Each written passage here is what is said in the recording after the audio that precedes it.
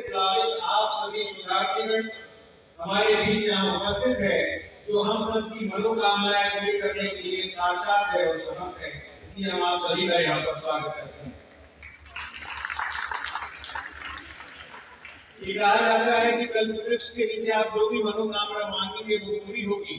इसलिए हम सब आपसे कल्प वृक्ष स्वरूप आपको साक्षात मानकर ये मनोकामना करते हैं कि हम सभी का जो स्वप्न है, विकसित भारत का, सुदृढ़ भारत का, समर्थ भारत का, संपन्न भारत का, आनंदमयी भारत का, उस स्वप्न को आप सभी हमारे लिए साकार करेंगे, इस देश के लिए साकार करेंगे, इस विश्व के लिए साकार करेंगे। आप सभी शोधार्थी हैं और अपनी मौलिक मेधा और रचनात्मकता से कुछ नया गढ़ने के लिए प्रतिबद्ध हैं। सर्वेश्वर दयाल सक्सेना जी की पंक्तियां याद आती हैं, लीक पर वे चले जिनके चरण दुर्बल और हारे हैं, हम तो अपनी यात्रा से बने अनिर्मित पंथ प्यारे हैं। आप सब ऐसे शोधार्थी हैं जो स्वयं अपना मार्ग बनाएंगे, न सिर्फ उस पर खुद चलेंगे बल्कि पूरे विश्व को भी अपने साथ ले जाएंगे। और इसीलिए आपकी ये मेधा, आपकी ये रचनात्मकता, कुछ अलग करने का सोच ही हम सबका संबल है, हम सबका एक तरह का मनोबल है।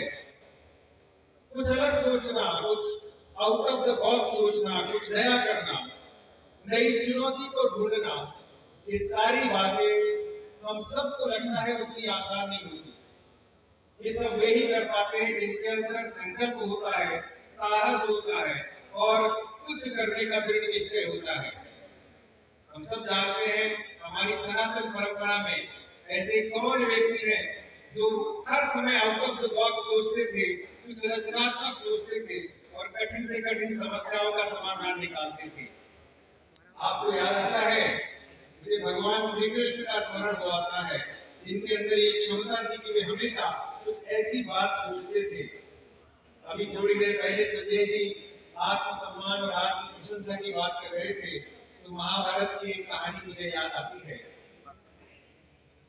महाभारत में आप सबको याद है कि कर्ण ने प्रतिज्ञा की थी और माता कुंती को वचन दिया था कि वे अर्जुन को छोड़कर और किसी भी पांडव का वध नहीं करेंगे।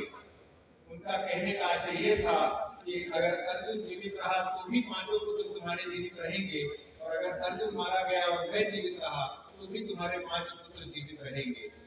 तो ऐसे ही एक बार महाभारत के युद्ध में कर्ण के सामने धर्मराज युधिष्ठिर पड़ गए और धर्मराज युधिष्ठिर को कर्ण ने परास्त कर दिया और लगभग उसके प्राण लेने वाला था, लेकिन उन्हें याद आया माता कुंती को दिया हुआ वचन और उन्होंने युधिष्ठिर को वहीं छोड़ दिया।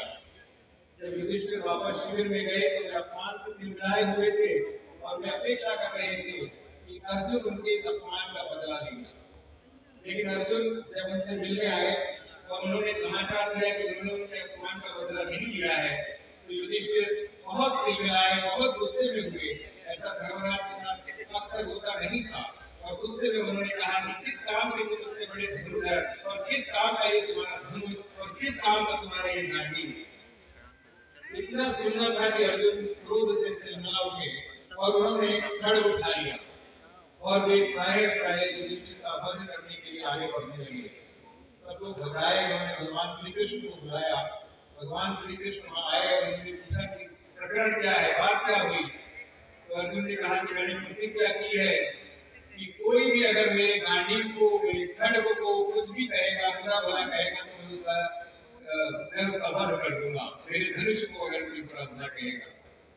तो अब ये बड़ा प्रश्न हो गया कि अर्जुन की एक तरफ प्रतिज्ञा है और दूसरी तरफ जो है वो युधिष्ठिर का, धर्मराज युधिष्ठिर का जीवन है।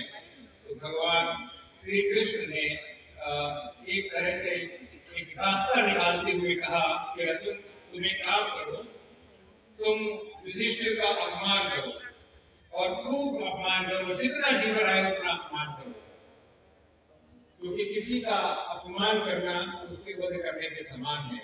और फिर अर्जुन ने उनको खूब बुरा भला कहा कि आपको युद्ध तक ठीक से खेलना नहीं आता, उसके कारण ही आज ये सारा महाभारत हुआ है, उसके कारण ही हम आज सब इतनी परेशानी में फंस गए हैं और आप तो किस तरह के योद्धा मुझे समझ में नहीं आता। तो धरती अपमान कर लिया तो अर्जुन का मन शांत हुआ और उसको लगा कि समस्या शायद शांत हो गई है। लेकिन थोड़ी देर में देखा तो जो खड्ग अर्जुन ने अपने बड़े भाई युधिष्ठिर को मारने के लिए उठाया था, वही खड्ग वो अपने गर्दन पर रखकर लगातार अपने प्राण देने के लिए प्रेरित होने लगा। तब सबने पूछा अब क्या समस्या आ गई। उन्होंने कहा कि देखिए मैंने क्रोध के आवेश में अपने बड़े भाई का अपमान कर दिया।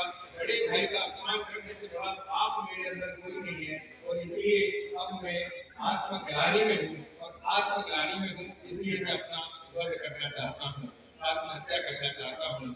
अब सब फिर कृष्ण भगवान के पास पहुंचे और उन्होंने कहा अब इसमें से भी कोई समाधान निकालिए, एक और नई समस्या खड़ी हो गई। तो भगवान श्री कृष्ण ने अर्जुन से कहा कि ऐसा करो कि तुम अपनी खूब आत्म प्रशंसा करो, बहुत अपनी तारीफ करो, अपनी बड़ाई करो, क्योंकि आत्म प्रशंसा करने से बड़ी आत्महत्या और कोई नहीं होती। और इसलिए भगवान श्री कृष्ण ने अपने सुख से इस समस्या का समाधान निकाला। इसलिए हम आपसे कह रहे हैं कि जो रचनात्मक सोच है, कुछ अलग करने की सोच है, वो तो अलग दिव्य दृष्टि इस तरह के सत्संग से, इस तरह के तप से, इस तरह की साधना से आती है। जो तप, जो साधना, जो सत्संग आपने न सिर्फ पिछले 3 दिन में किया है, बल्कि पिछले 1 वर्ष या संवत्सर उससे भी अधिक समय से किया है, और उसी और तप और साधना का परिणाम है आज सब आप इस प्रतिभा से, इस मेधा से सुसज्जित हैं कि कुछ अलग सोच सकें, कुछ नया सोच सकें। और जो लोग अलग सोचते हैं, जो लोग नया सोचते हैं, रॉबर्ट फ्रॉस्ट की एक कविता है रूट्स नॉट टेकन, उसका जो अंतिम पद है वो बहुत सुंदर पद है।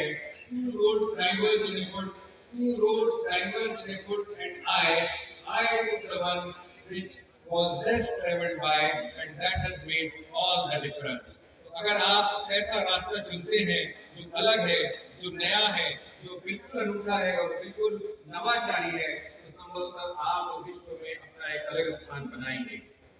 पिछले 3 दिनों में आपने अलग अलग प्रेरणा पुरुषों के यहाँ दर्शन पाए और साक्षात्कार लिया, परंतु जिस सरसंघ चालक जी का सानिध्य आपको मिला, जो संभवतः आपके जीवन का वह स्वर्णमयी क्षण है जो आप आजीवन याद रखेंगे। न सिर्फ याद रखेंगे, बल्कि जब कभी भी आप इस बात का उल्लेख अपने बच्चों से, अपनी अगली पीढ़ी से करेंगे तो गौरवान्वित होंगे कि हाँ, हमने परम पूज्य सरसंघ चालक मोहन राव भागवत जी का इस तरह का बौद्धिक सुना था। लेकिन इसके साथ ही 3 दिनों में आपने जिन सभी महानुभावों के दर्शन किए हैं, ये भी अपने अपने क्षेत्र के महारथी हैं। जैसे बिल्कुल साधारण परिस्थिति से, बिल्कुल जमीन से निकलकर, बिल्कुल न्यूनतम सुविधाओं के बीच में से निकलकर कैसे व्यक्ति कोई शिखर पर जा सकता है, इसके उदाहरण के रूप में आपने डॉक्टर कैलाश सत्यार्थी को देखा, इसरो के अध्यक्ष श्री